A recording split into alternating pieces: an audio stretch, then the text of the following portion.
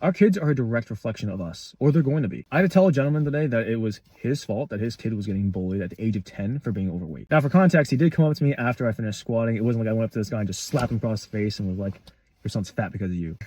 As he was telling me his motivation of him trying to now set the example of him trying to lose 40 pounds so he could show his son that it's possible to lose the weight too. But he started to really bag on these kids.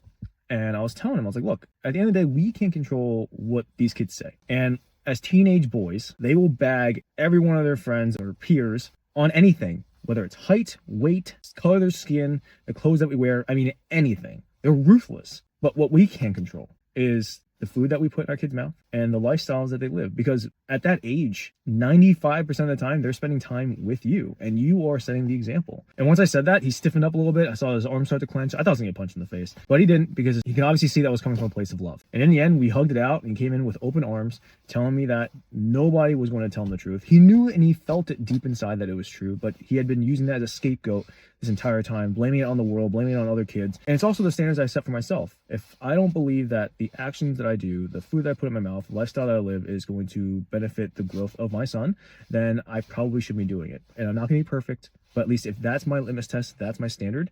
And if I hold myself to that 80, 90% of the time, then I know I'm giving the best possible chance for my son to prosper